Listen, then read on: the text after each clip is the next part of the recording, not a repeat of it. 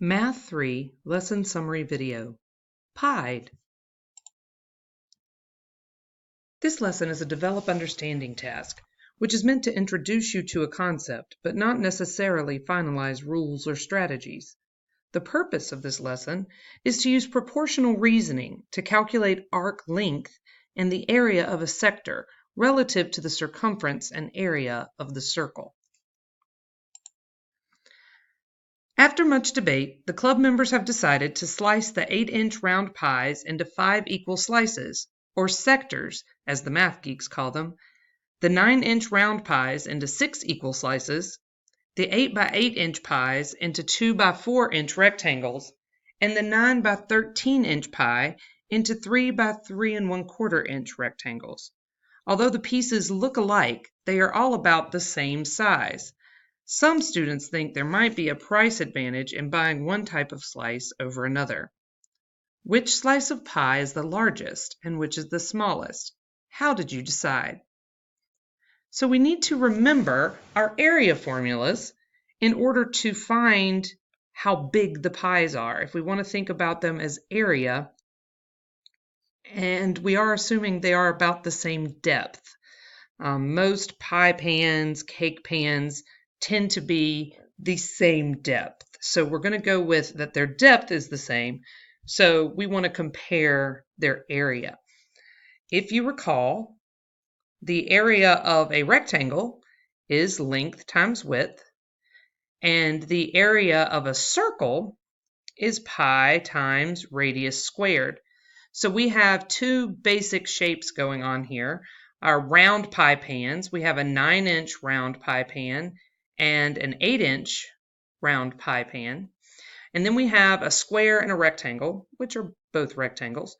One is a 9 by 13-inch rectangle and the 8 by 8-inch pan, but we know the slices are 2 by 4 inches and 3 by 3 1/4 inches. So we want to compare each one of these pie pieces to see which one's bigger.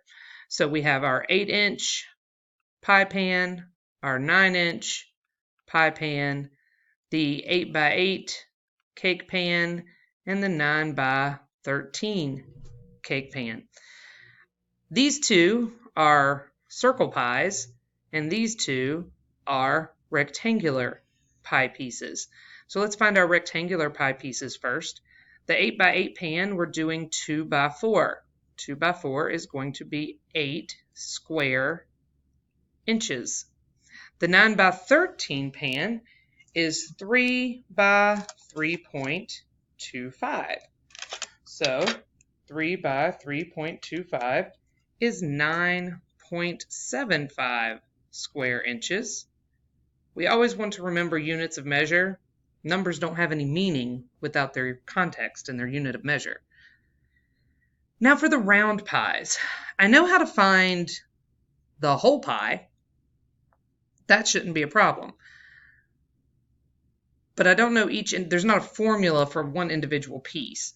But if I find the whole pie and I'm making it 5 equal slices, I can just divide it by 5 to get its 5 equal slices.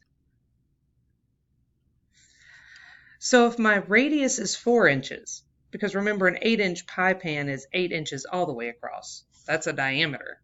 So if my radius is 4 inches, pi times 4 squared is going to give us 50.26 for the area of the whole 8-inch pie. But we want to make 5 equal slices, so we're going to divide by 5. And we're going to get that it is 10 square inches per piece. Now on our 9-inch diameter pie pan, that would be a radius of 4.5 inches. So pi times 4.5 squared is going to be 63.6 inches. But we're dividing it into 6 equal slices. So when we divide by 6, we get that one of those pie pieces is going to be 10.6 inches squared. So now we have all 4 of the areas for our pie pieces, and notice that the largest was the 9-inch pie, round pie. The next largest was the 8-inch round pie. The next largest was the 9x13 cake pan, and the smallest was the square cake pan at 8x8. So those are the areas, and now we know which pieces are bigger. The student in charge of quality control finds it's too difficult to measure the angle of a sector of a pie in degrees, and suggests that they cut out a piece of string that could be used to measure around the outer edge of the pie to let the servers know where to make the next cut. How long should this string be to measure the arc of a slice of pie for the 8-inch round pies?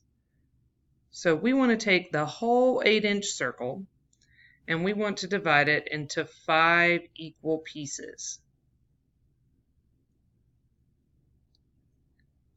All right, so this is our 5 equal pieces. We said it was an 8-inch diameter, so that each of these radius should be 4.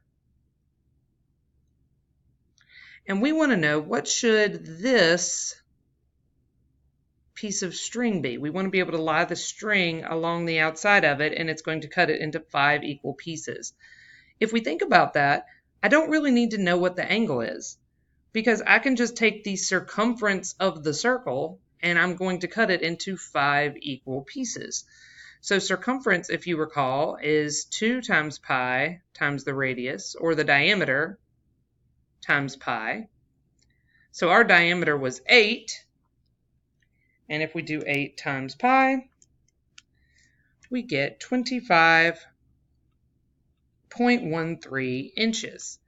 That's the whole circle around the pie, but we want 5 equal pieces, so we're going to divide that by 5, and we are going to get that the string needs to be 5 inches long in order to get 5 equal pieces of the pie. How long should it be to measure for the 9-inch round pan? Same idea. It's just that this time we want to have 6 equal pieces.